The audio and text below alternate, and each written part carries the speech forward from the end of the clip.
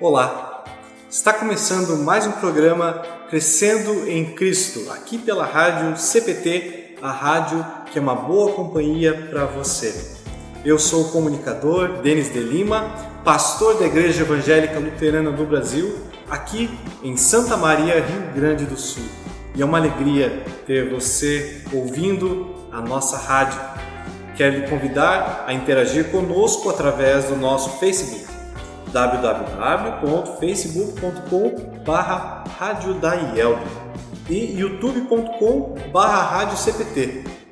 Você pode também enviar sua dúvida para o nosso e-mail contato@radiocpt.com.br. Anote ainda o nosso WhatsApp 519-9348-9360 e mande a sua pergunta. Você também pode ouvir o Crescendo em Cristo diretamente do nosso podcast. Lá você pode inclusive fazer o download desse programa e ouvi-lo quando e onde quiser. No programa de hoje vamos estudar João capítulo 7. Você pode pausar o vídeo agora e ler a sua Bíblia, o capítulo 7 de João.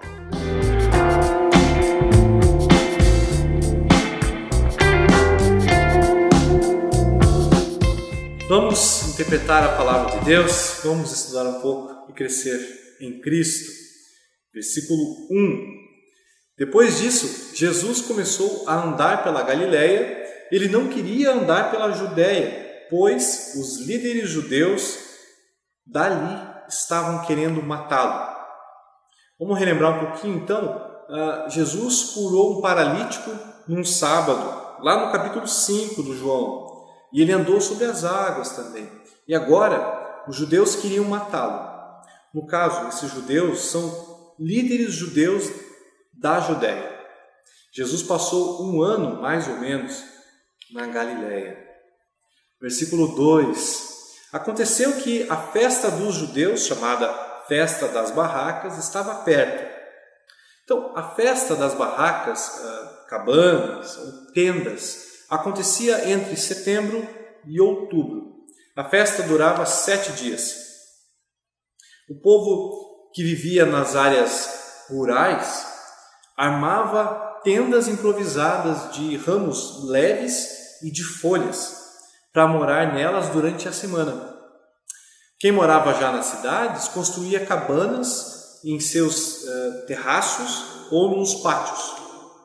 A festa era conhecida por um ritual de tirar a água, e um ritual de acender lâmpadas. E Jesus se refere a isso depois. A gente também vai comentar um pouquinho sobre isso. Era uma festa comemorada por causa da ação salvadora de Deus. Lá no Êxodo, quando o povo de Deus, quando Deus tira o povo da escravidão no Egito. Também davam graças pelas colheitas do ano, para isso que também servia essa festa. Tinha também uma dimensão profética e anunciava as bênçãos da época messiânica, época de salvação do povo de Deus. Versículo 3 e versículo 4. Saia daqui e vá para a Judéia. Já que você faz essas coisas, deixe que todos o conheçam. É o que diz ali os irmãos de Jesus. Então, o pensamento era o seguinte: uma demonstração de poder extraordinário, um grande milagre, deveria impor sem contestação a glória do enviado messiânico. Um grande milagre poderia mudar a mente das pessoas.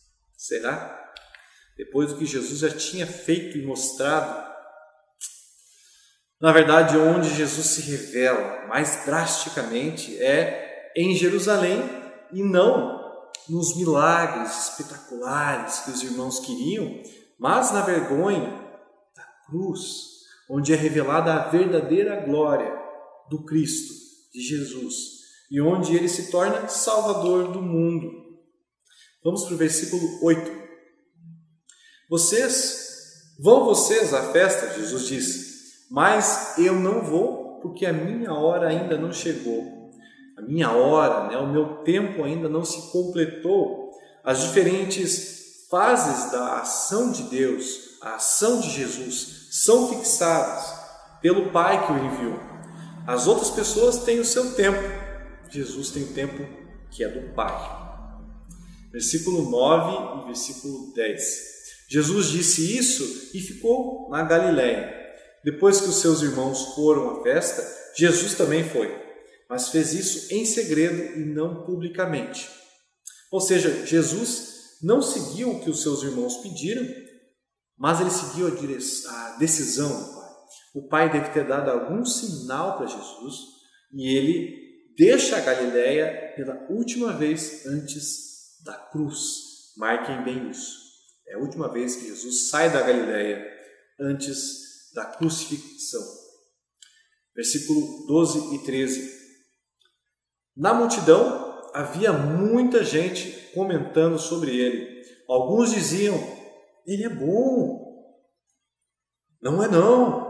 Ele engana o povo. Afirmavam outros.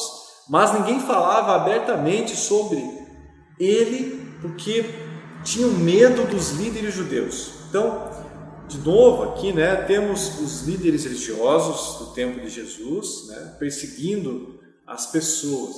Os líderes judeus da Judéia queriam matar Jesus e as pessoas tinham medo do que poderiam fazer com elas também.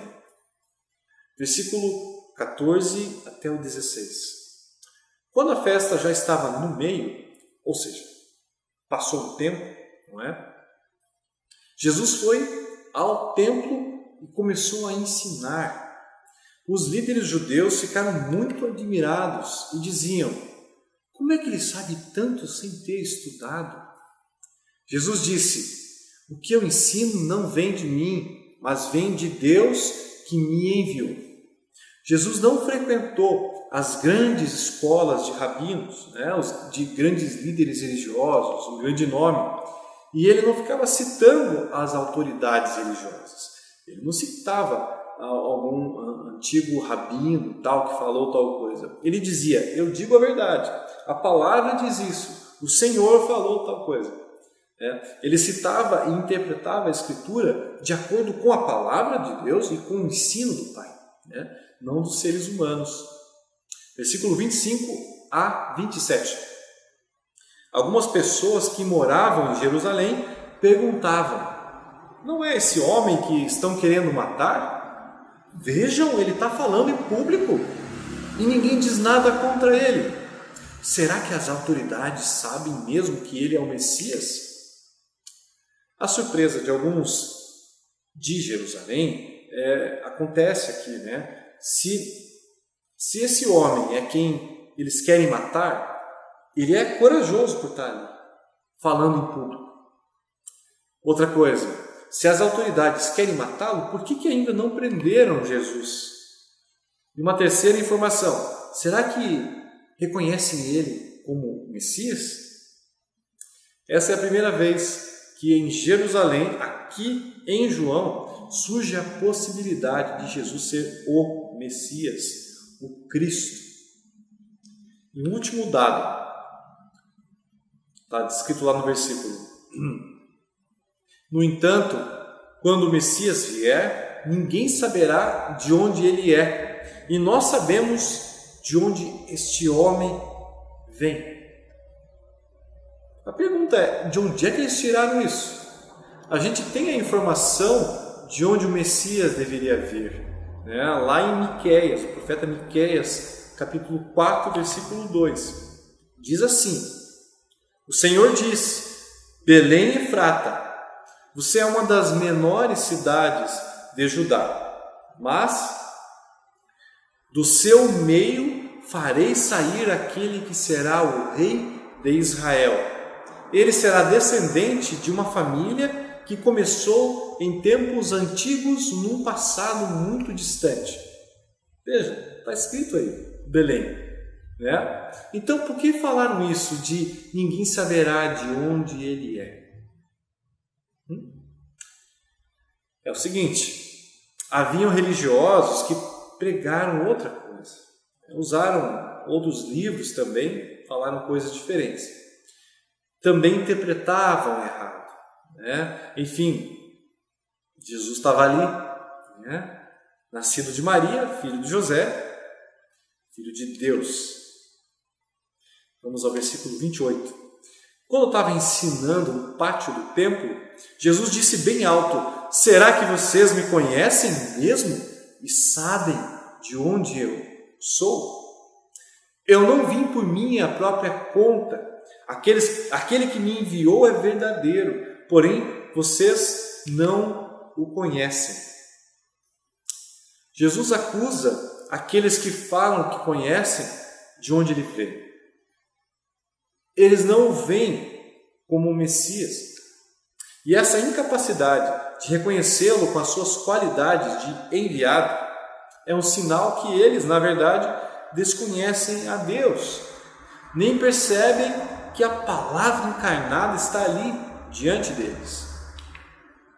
Versículo 31 e 32.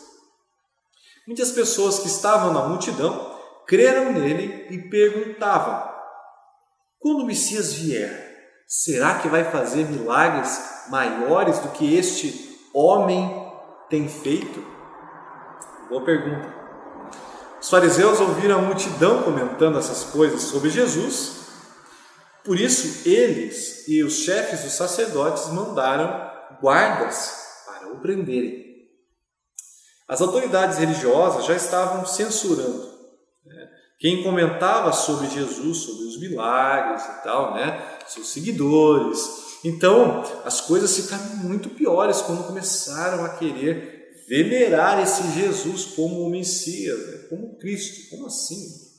Essas informações chegaram aos ouvidos dos fariseus e dos principais sacerdotes. Isso serviu como um sinal de que era hora de assinar um mandato de prisão. Prendam esse homem. Agora a gente vai passar para a promessa do envio do Espírito Santo, que vai morar dentro das pessoas. E também a explicação sobre o que é a água da vida. Vamos lá? Versículo 37 a 39. O último dia da festa era o mais importante. Naquele dia, Jesus se pôs de pé e disse bem alto: se alguém tem sede, venha a mim e beba. Como dizem as Escrituras Sagradas, rios de água viva vão jorrar do coração de quem crê em mim. Jesus estava falando a respeito do Espírito Santo que aqueles que criam nele iriam receber.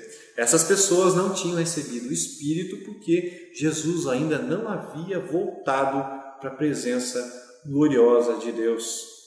Então, o João faz esse comentário posterior às palavras de Jesus.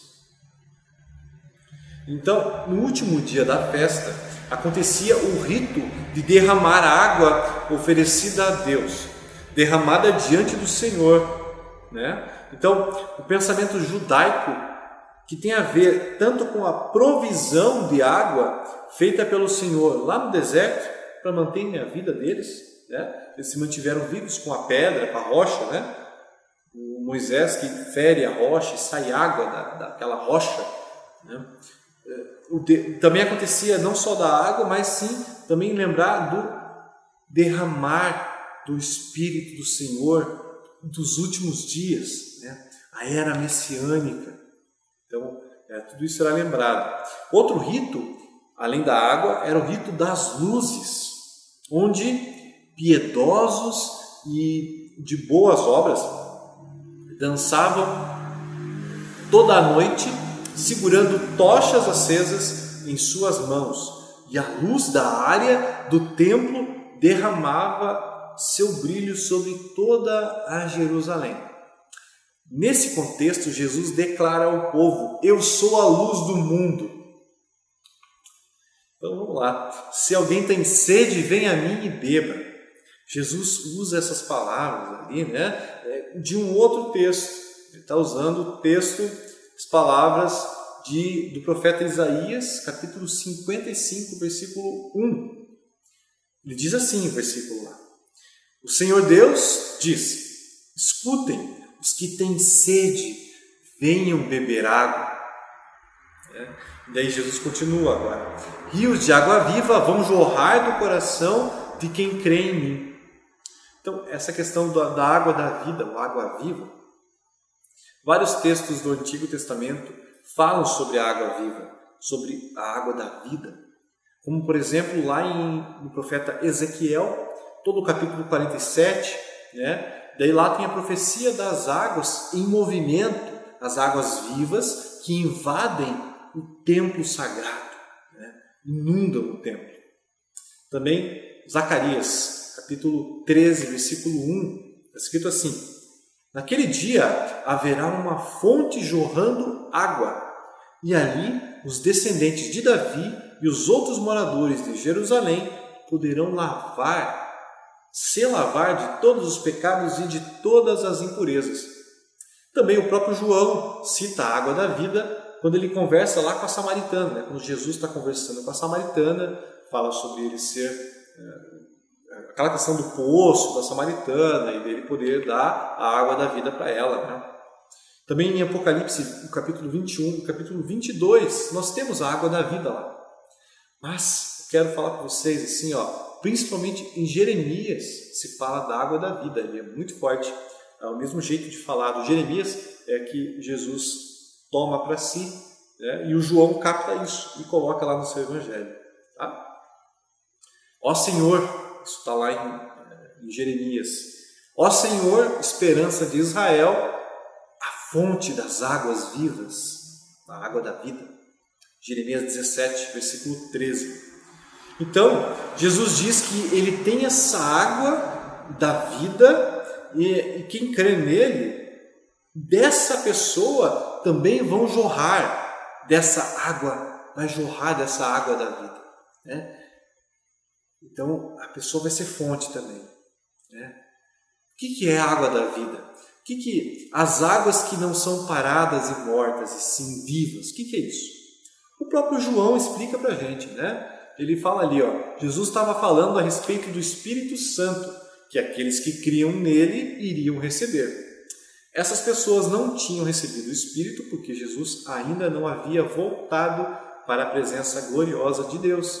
Então a água da vida é esse agir do Espírito, né? Esse derramar entre as pessoas, o agir e criar fontes nelas.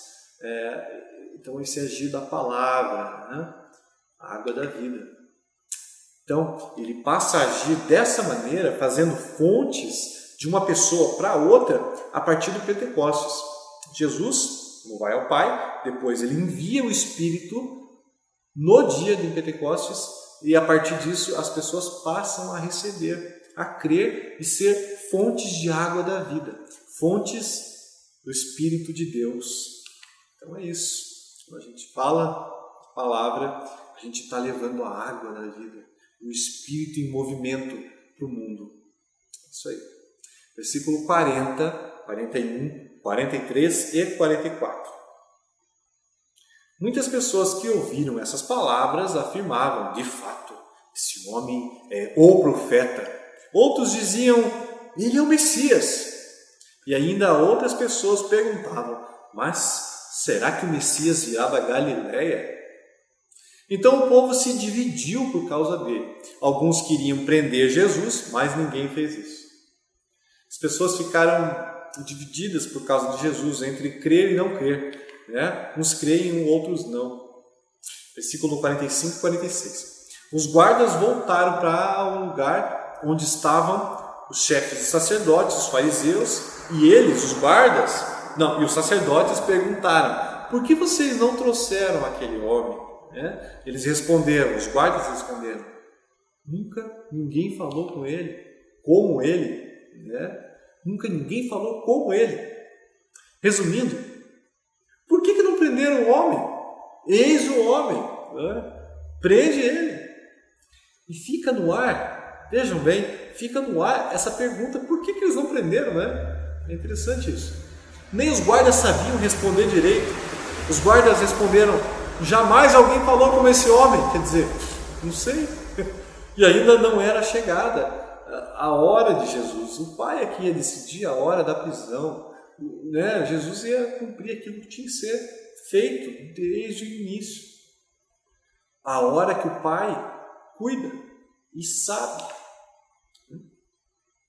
Concluindo lá então, vamos indo, versículo 47, 50 e 51. Então os fariseus disseram aos guardas: será que vocês também foram enganados? O Nicodemos, que era um deles, fariseu, e que certa ocasião havia falado com Jesus, disse: de acordo com a nossa lei, não podemos condenar um homem sem ouvi-lo primeiro e descobrir o que ele fez. Vejam que um pouco para frente, João vai relatar que muitos líderes judeus creram em Jesus. Muitos líderes judeus creram em Jesus. Lá em João, capítulo 12. Dá uma conferida lá. Então, o Nicodemos não estava tão longe da verdade e da salvação. Teve coragem de falar. Tem que ter coragem, As intuições dos guardas do templo não estavam tão erradas também, no fim das contas. Nunca ninguém falou como ele. Então, para concluir mesmo agora, a ironia surge vez por outra em João. João é alguém que usa as palavras de uma maneira quase poética, também usa alguns episódios de Jesus que os outros evangelistas não utilizaram. Então, João gosta também da ironia. E uma ironia é o seguinte: não muitos sábios e nobres são escolhidos. Deus tem por costume ir atrás do fraco, do tolo, do ignorante, do desprezado, do esquecido, dessa gente que não conhece a lei. Os líderes judeus falaram: essa gente, essa gentinha, essa gentalha que não conhece a lei. Os religiosos disseram isso aí para os guardas, complicado isso.